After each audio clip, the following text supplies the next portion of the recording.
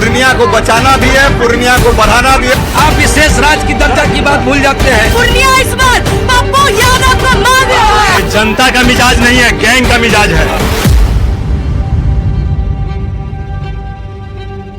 पूर्णिया से डिबेट की शुरुआत करते हैं। पहले अपने मेहमानों से आपका परिचय करा देते हैं। आप देखिए हमारे साथ जो है कांग्रेस से शेख सद्दाम हैं, जो महागठबंधन के उम्मीदवार बीमा भारती हैं, उनका पक्ष रखेंगे।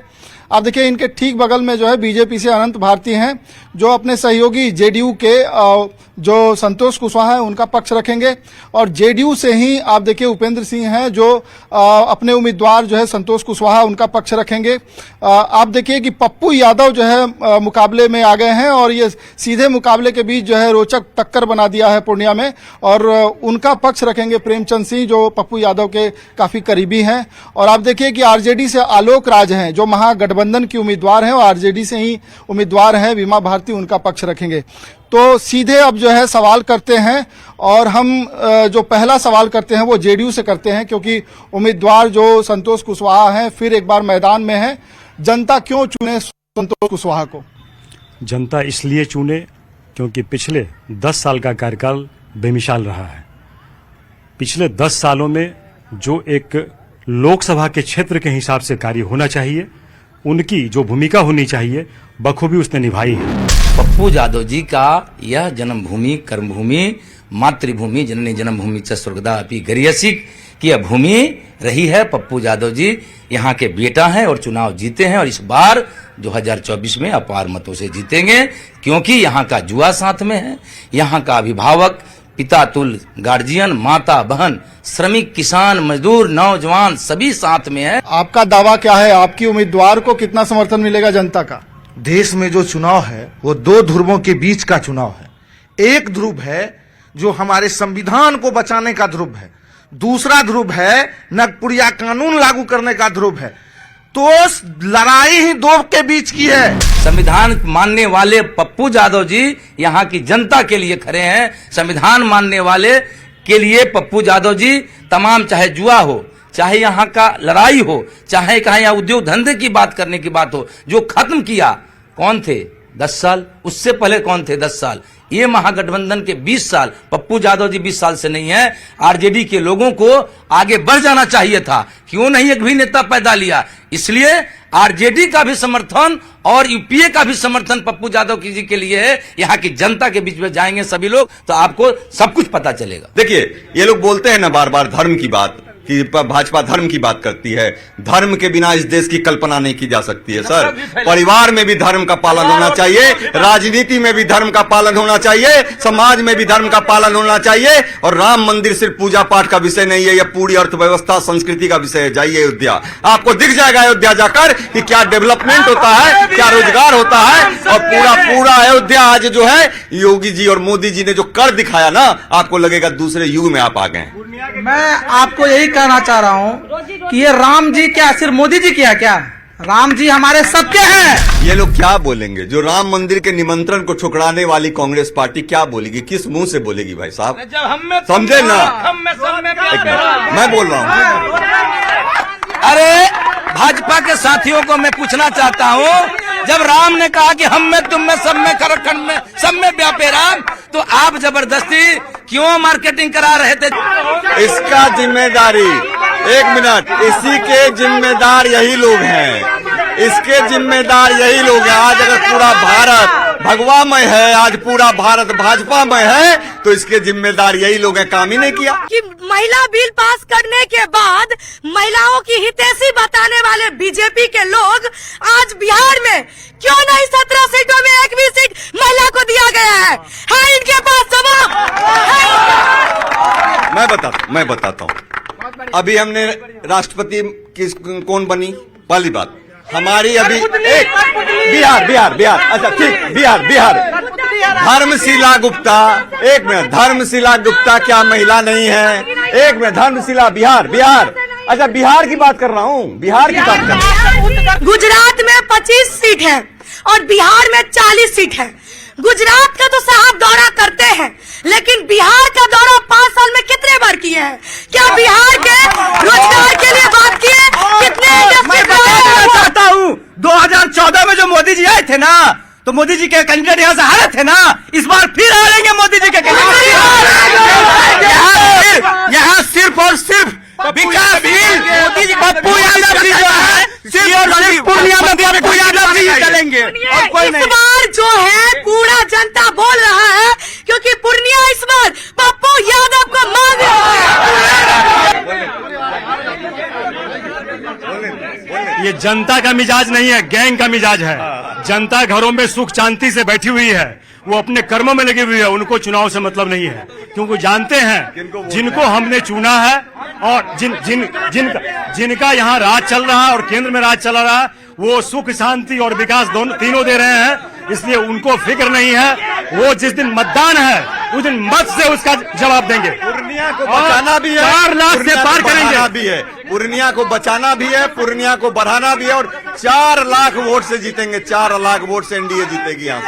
जब सुशील मोदी जी, जब बाढ़ के समय में सुशील मोदी जी घर में कैद थे, तो यही पप्पू यादव उनको गाड़ी तक छोड़ा था। जनता के आंखों में झूल तोपने के लिए ये रियल स्टोरी बनाया जाता था, क्लिप लेकर के, जिससे कि लोग फिर से स्वीकारें। पप्पू यादव 2014 में बीजेपी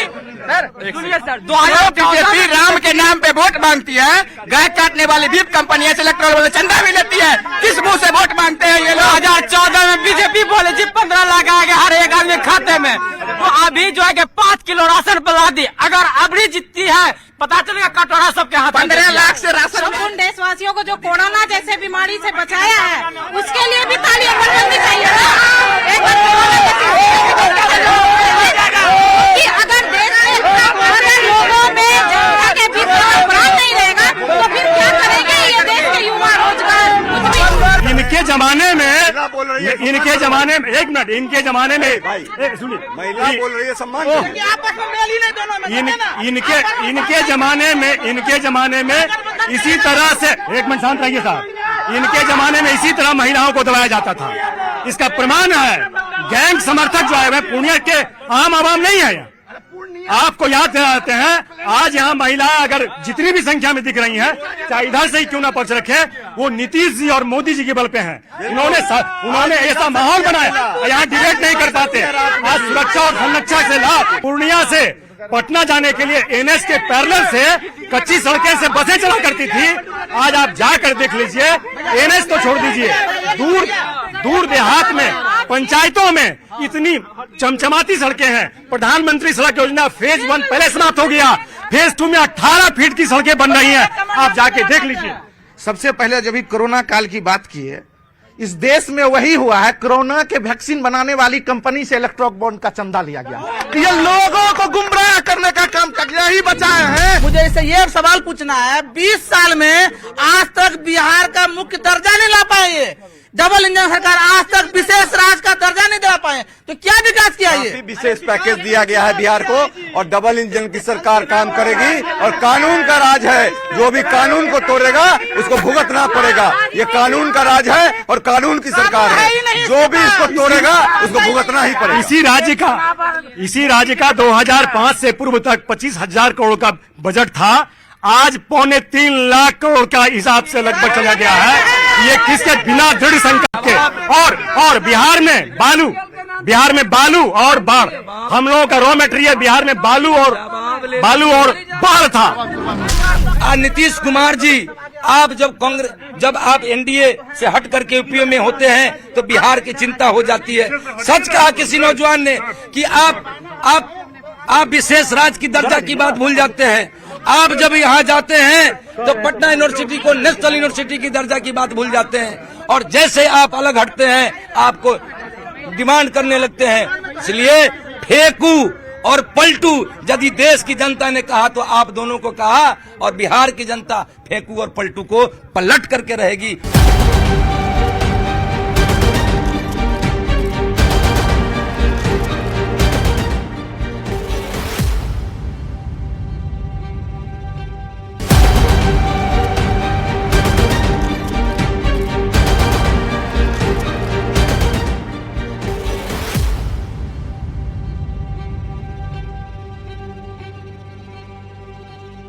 युवा रोजगार प्रदाता बन रहे हैं पूरे देश में। ये बोले ना स्टार्टअप इंडिया, आज स्टार्टअप इंडिया भारत जो है 5वीं सबसे बड़ी इकोनॉमी ऐसे बन गई। भारत 5वीं सबसे बड़ी इकोनॉमी कैसे बन गई?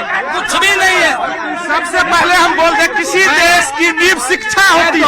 दोबारा सीमांचल की धरती के किशनगढ़ में किया हुआ लोगों ने एमयू की शाखा खोलने का काम किया और आज 10 साल में जमीन उपलब्ध करा के एमयू में पढ़ाई शुरू नहीं करवा पाए। ये लोग सिर्फ देश को गुमराह करने का काम कर रहे हैं। राम मेरे भी है, राम मेरे भी है, राम सबके राम, लेकिन राम जब टेंट में थे 500 साल तक तब आंख में पर्दा लगा हुआ था क्या? जब 500 साल तक राम टेंट में थे और आप मूर्ति पूजा करते हैं कि नहीं करते हैं? भैया उस टेंट से बाहर निकलने के काम स्वर्गीय पूर्व प्रधानमंत्री सुप्रीम कोर्ट मोदी आपके भगवा और नागपुर के लोगों ने नहीं किया। हम बताना चाहते हैं कि ये लोग जो दिग्भ्रमित कर रहे हैं राम मंदिर के नाम पर, एक तो सुप्रीम कोर्ट के आदेश पर वह राम मंदिर बना है और जाके देख लें कि जहां टेंट टांगने की बात करते हैं उस जगह राम मंदिर बना है क्या? सभी गलती जो किया है इतिहास में उसको सुधार के रख देंगे। भारत में सुधर जाएगा सब। बेरोजगारी का और यही हो रहा है, अभी जो सर्जरी हो रहा है ना, तो इनको पेट में दर्द हो रहा है। कैंसर का जो सर्जरी आज यही भाजपा सरकार की देन है कि आज महिलाएं जितनी सुरक्षित है बिहार में, पहले इतनी सुरक्षित नहीं थी, क्योंकि आज 11-12 बजे रात आए दिन देश में बलात्कार हो रही है। ये रिपोर्ट है। दूसरी बात, यहाँ पे बेटी बचाओ बेटी पढ़ाओ की बात होती है ना, यहाँ बेटी एक प्लेयर जो अपना मामला कोर्ट में दर्ज करने के लिए, थाना में दर्ज करने के लिए उसको धरना पे बैठना पड़ता है दिल्ली में, फिर भी उसका केस दर्ज नहीं होता है। ये लोग कहते हैं कि बेटी बचाओ बेटी पढ़ाओ। रुपौली सर अलग जगह नहीं है। रुपौली इसी पूर्णिया का विधानसभा है सर। 7 साल की बच्ची के साथ रेप हो रहा है। मैं पूछना चाहता हूँ एनडीए के लोगों से कि 10 साल में कितने सेंट्रल यूनिवर्सिटी आप बनाए, बिहार को विशेष राज्य के लिए कितना बार बैठक किया है? अभी एयरपोर्ट की संख्या पूरे देश में लगातार डबल ट्रिपल हो गई। मैं आंकड़ा दे दूं, आंकड़ा दे देता हूं आपको। 1 मिनट आप अगर सुनेंगे तो मैं आपको आंकड़ा दे देता हूं कि कितना एयरपोर्ट बना, कितना यूनिवर्सिटी बना, कितना IIT बना, कितना एम्स बने हैं नए। मैं आंकड़ा दे देता हूं अभी सबके सामने। ये गलत, ये लोग जो प्रचारित करते हैं ना, इसका डेवलपमेंट इनको होते हुए 4000 पार है इनका। देखिए 72 से 149 हुआ हवाई अड्डा का संख्या, 4500 ट्रेन के लक्ष्य के साथ 41 वंदे मातरम ट्रेन। रुकिए, 1.46 लाख किलोमीटर राष्ट्रीय राह, 3.28 लाख किलोमीटर ग्रामीण सड़कों का विकास हुआ। झूठ है ये पेपर, झूठ है। ये सरकार की योजना है। कितना एयरपोर्ट बना, कितना एम्स बना, इनको ये बात पता नहीं है। और आप देखिए कि चंद्रयान, ये व्हाट्सएप यूनिवर्सिटी है बीजेपी वाले का। ये लोग अनमने मन से भी स्वीकार कर रहे हैं। पूर्णिया ही नहीं, बिहार और पूरे देश में विकास का कार्य बहुत तेजी से हुआ है। और इन लोगों के रीजन में इन लोग आपको पता होना चाहिए, कोई घटना घटती है तो उस पर कार्रवाई भी होती है। आप घटना को रोक नहीं सकते हैं। लेकिन भाई साहब कौन सा विकास इनके पास? आपके रेफरल अस्पताल में कोई एक्सीडेंट हो जाए तो रेफर किया जाता है। इनके समय में रेफरल अस्पताल नहीं था। पटना, वहाँ भी बदतर हालात में जमीन में इलाज होता है। इनके PSC के हालात है कि रुई और सुई नहीं है इनके पास। इस राज्य में आज ये स्थिति है कि बिना घुसखोरी का जनता का एक काम नहीं करवा सकते नीतीश सरकार में। ये कह रहे हैं ना, इनसे पूछिए क्या नीतीश कुमार जी बिहार को महिलाओं को विधवा बनाने का ठेका लेके रखे? शराब से न जाने कितने परिवार और कितने घर उजड़ गया। आखिर शराबबंदी कानून कहाँ पर सक्सेस है? शराबबंदी कानून महिलाओं की आवाज पे ही लाया गया था। लेकिन कुछ छुपी हुई शक्तियां उसे नाकाम करने का प्रयास करती हैं।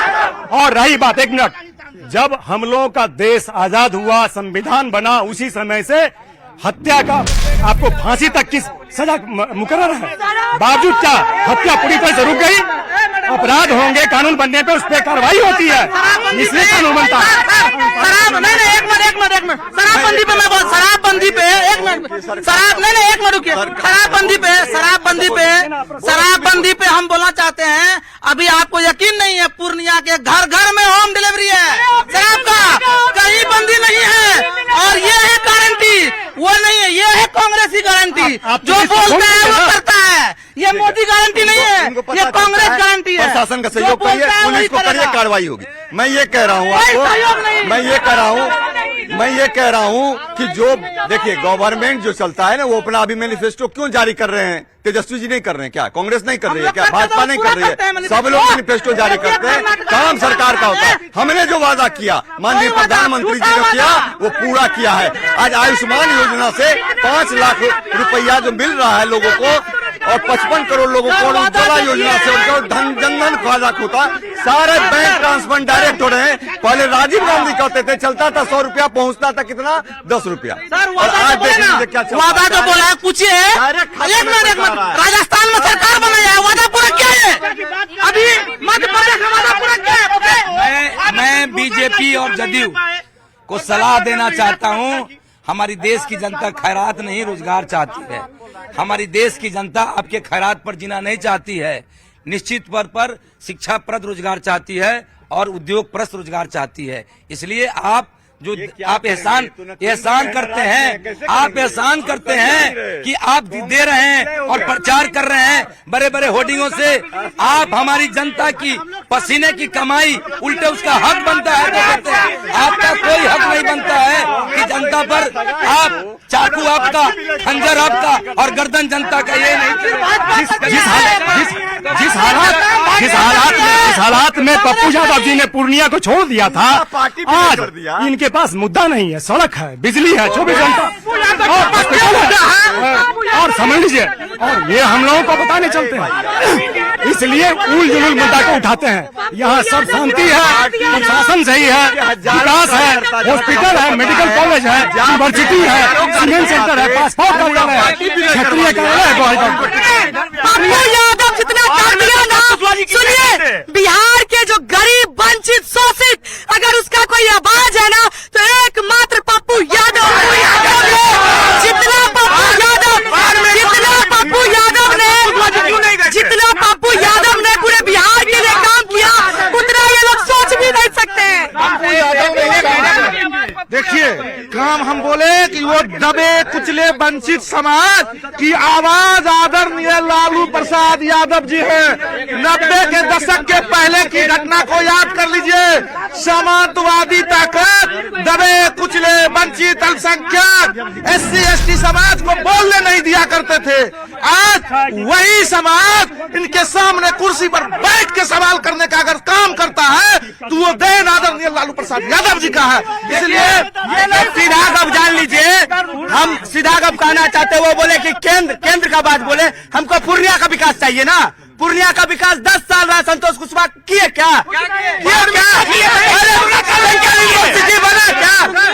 पप्पू यादव की बात करते हैं, पप्पू यादव की बात करते हैं। इनके सुशील मोदी तो भाग्य पप्पू यादव खड़े थे, जहाँ भी बात होती पप्पू यादव छात्र के लिए पप्पू यादव बाहर हो चिंकी उधार हो, हमेशा पप्पू यादव खड़ा नजर आते हैं। जानता है पप्पू यादव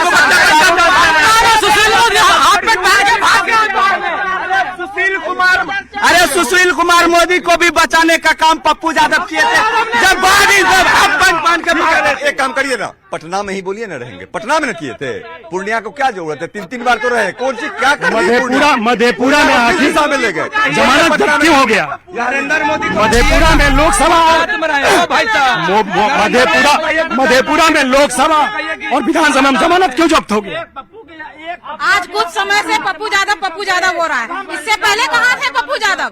जब उस समय में जब कहाँ थे, जब आतंक फैला था। आज अपने पूर्वजों से पूछिए, जो बुजुर्गों से पूछिए, किसी पूर्णिया की कहानी क्या थी। और जब से मोदी जी की आई है सरकार, तब से आप हर चीज को देख लीजिए, दोनों में फर्क महसूस हो जाएगा क्या हुआ। आज सड़कों की बात करते हैं।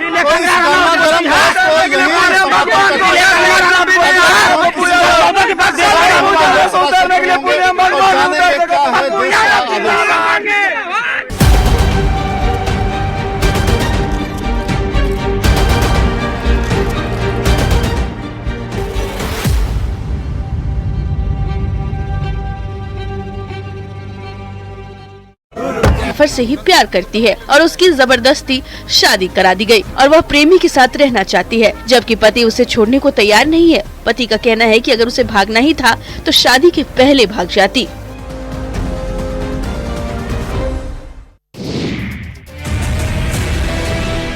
आप इस सीसीटीवी फुटेज में भी देख सकते हैं कि कैसे पहले सब कुछ ठीक है, महिला दुकानदार को बातों में लगाती है और जैसे ही दुकानदार का ध्यान हटता है वैसे ही महिला बड़ी आसानी से मोबाइल लेकर फरार हो जाती है। लेकिन उसे इस बात का अंदाजा भी नहीं था कि उसकी ये करतूत सीसीटीवी कैमरे में कैद हो रही है।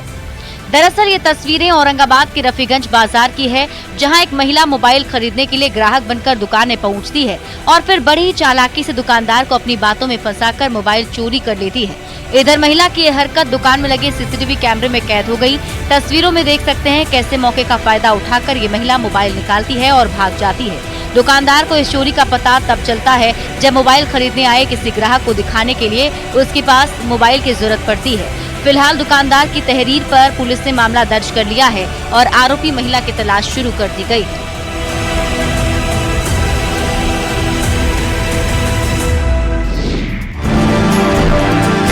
बक्सर का एक ऐसा गांव जहां आजादी के बाद आज तक लोग कभी पुलिस थाने नहीं गए और ना ही कभी कोर्ट का चक्कर लगाए हैं। ये जानकर आपको हैरानी हो रही होगी, लेकिन यही सच्चाई है।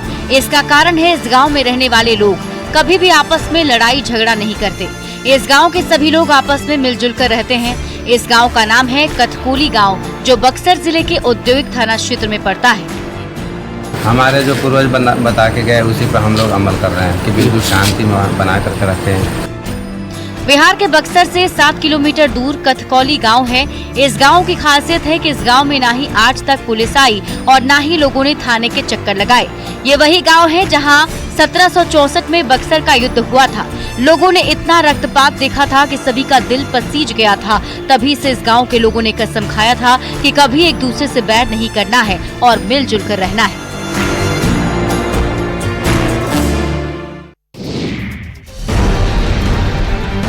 आजकल मामूली विवाद में लोग एक दूसरे के जान के दुश्मन बन गए हैं। कभी जमीन के विवाद में तो कभी मामूली कहा-सुनी में एक दूसरे की जान लेने पर उतारू हो जाते हैं। इसकी बानगी समस्तीपुर में देखने को मिली है, जहां जमीन विवाद में युवक पर जानलेवा हमला कर दिया गया। कौन चीज मार दिया? बम मारा। किस चीज का विवाद था? पहले से ही 12 तारीख को जो घटना हुआ था, गोलीकांड, वो हुआ था जमीन संबंधी। मामला समस्तीपुर के रोसड़ा थाना क्षेत्र का है, जहां बदमाश आरजेडी के राष्ट्रीय अध्यक्ष ने इस्तीफा दे दिया है। देवेंद्र प्रसाद यादव ने अपने पद से इस्तीफा दिया। आरजेडी की प्राथमिक सदस्यता से भी इस्तीफा दिया। संसदीय बोर्ड की सदस्यता से इस्तीफा दे दिया। पार्टी पर उपेक्षा करने का आरोप लगाया गया है। आपको बता दें कि 2 दिन पहले ही देवेंद्र प्रसाद यादव ने न्यूज 18 से बातचीत के दौरान इस्तीफे की बात कही थी और आज उन्होंने इस्तीफा दे दिया है। आपको अगर याद हो कि कुछ दिन पहले ही अशफाक करीम और भृषण पटेल ने भी आरजेडी से इस्तीफा दिया था और पार्टी में उपेक्षा का ही आरोप उनकी तरफ से भी लगाया गया था। और देखिए, आरजेडी को एक और बहुत बड़ा झटका लगा है। पूर्व सांसद बोलो मंडल जेडीयू में शामिल होंगी। कल जेडीयू में शामिल होंगे बोलो मंडल। आरजेडी छोड़कर जेडीयू में शामिल होंगे। बड़ी खबर आपको बता रहे हैं। तो आगामी लोकसभा चुनाव से पहले लगातार आरजेडी के तमाम नेताओं के तेवर बागी नजर आ रहे हैं और सभी की तरफ से यही आरोप लगाया जा रहा है कि पार्टी के अंदर उन्हें उपेक्षित इज्जत नहीं दी जा रही है, वो उपेक्षित महसूस कर रहे हैं और इसीलिए वो पार्टी छोड़कर दूसरी पार्टी का दामन थाम रहे हैं। बड़ी खबर आपको बता रहे, आरजेडी से इस्तीफे का दौर लगातार जारी है। आरजेडी के राष्ट्रीय उपाध्यक्ष का इस्तीफा, देवेंद्र प्रसाद यादव ने इस्तीफा दे दिया है। बहुत बड़ी खबर है। आगामी लोकसभा चुनाव से पहले आरजेडी की प्राथमिक सदस्यता से ही नहीं, संसदीय बोर्ड की अध्यक्षता से भी उन्होंने इस्तीफा दे दिया है।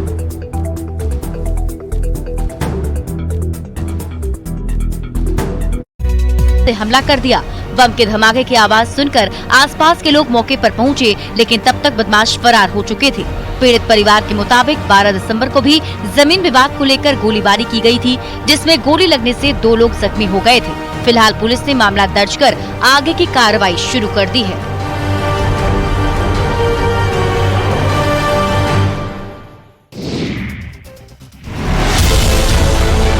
क्या बेगूसराय में अब कानून का खौफ नहीं है? ऐसा हम इसलिए कह रहे हैं क्योंकि हर दिन पुलिस पर अपराधी भारी पड़ रहे हैं। कहीं गाड़ी चेकिंग के दौरान हमला करते हैं तो कहीं शराब माफिया पुलिस टीम पर हमला कर देते हैं। बेगूसराय के नागर थाना क्षेत्र से एक और ऐसी ही तस्वीर सामने आई है जिसमें अपराधियों ने पुलिस पर हमला कर दिया। 3 गाड़ी गए थे और वो तो निकल गया था, अधिकारी भी था साथ में, अब वो सब भाग गए, घेर लिया ईटा से, लाठी से, इसमें लगा है। सब पुरुष था, महिला लोग भी थी, महिला भी थी। मामला बेगूसराय के नागर थाना क्षेत्र का है, जहां शराब की सूचना पर छापेमारी करने गई उत्पाद विभाग की टीम पहुंची, जिसे देखते ही भीड़ आक्रामक हो गई और कुछ लोगों ने टीम पर हमला कर दिया, जिसके बाद सभी पुलिसकर्मी वहां से जान बचाकर भागे, लेकिन एक हवलदार भीड़ की चपेट में आ गया और वो गंभीर रूप से घायल हो गया।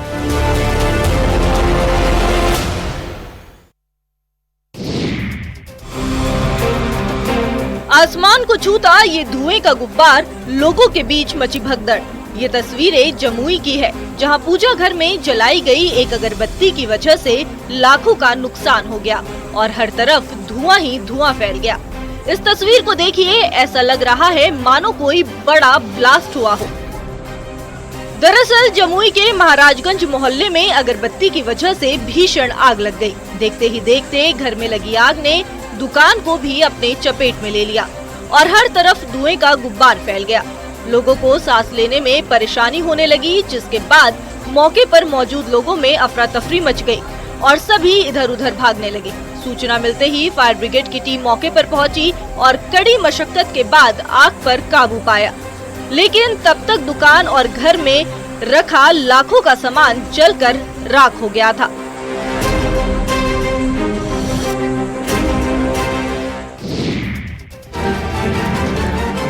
बिहार में इस बार अप्रैल महीने में ही मई जून जैसी गर्मी आ गई है। तापमान धीरे धीरे 40 डिग्री की ओर बढ़ता जा रहा है। लोगों को सूर्यदेव के प्रचंड तेवरों का सामना करना पड़ रहा है। सुबह से ही भीषण गर्मी लोगों की हालत बिगाड़ रही है। लू के थपेड़े लोगों को झुलसा रहे हैं। भीषण गर्मी से अभी राहत के आसार भी नजर नहीं आ रहे। मौसम विभाग ने बिहार के 24 जिलों में भीषण गर्मी का येलो अलर्ट जारी किया है। चैत का महीना में इतना गर्मी नहीं रहना चाहिए था, बहुत गर्मी है। ये महंगा होता था जेठ बैसाख जेठ में आता था ऐसा। सुबह में मतलब आप लोग है कि इधर बेल उल का शरबत पेट ठंडा के लिए पीते हैं शरीर में, और शाम को भी मतलब बढ़ा है। चिलचिलाती धूप और प्रचंड गर्मी ने लोगों की मुश्किलें बढ़ा दी हैं। बेरुखे मौसम के कारण लोग अपने घरों से बाहर निकलना मुश्किल समझ रहे हैं। इस भीषण गर्मी में राहत है तो बस चौक चौराहों पर तरह तरह के जूस और शिकंजी की दुकानें, जिसे पीकर लोगों को भीषण गर्मी से हल्की राहत मिल रही है।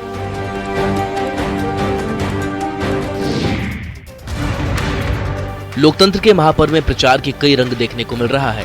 कोई ऑटो चला रहा है तो कोई झोली फैलाकर चंदा मांग रहा है। ऐसी ही एक तस्वीर कटिहार से सामने आई है, जहां युवा प्रत्याशी राजकिशोर यादव ने अपना नामांकन पर्चा भरने हल बैल लेकर अपने समर्थकों के साथ नामांकन दाखिल।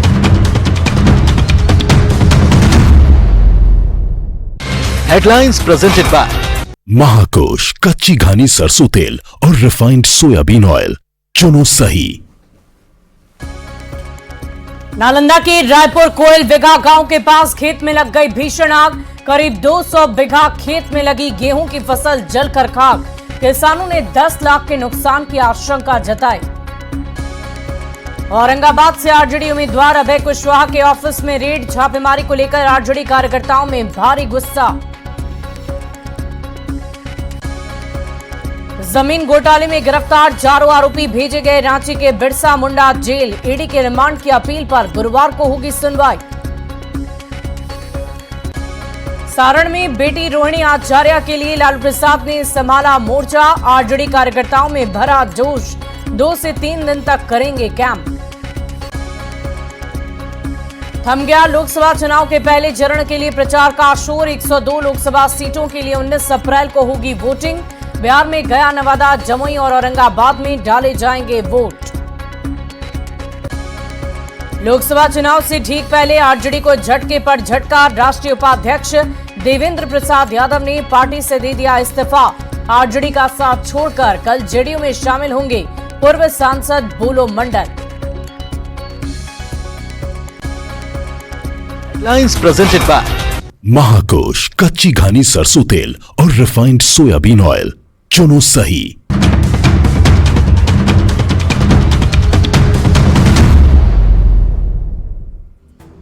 नमस्कार, जिला टॉप 100 देख रहे हैं आप। मैं हूं शुभे मिश्रा आपके साथ। तेज रफ्तार से खबरें आपको दिखाएंगे, लेकिन उससे पहले एक बहुत बड़ी खबर सियासी गलियारे से।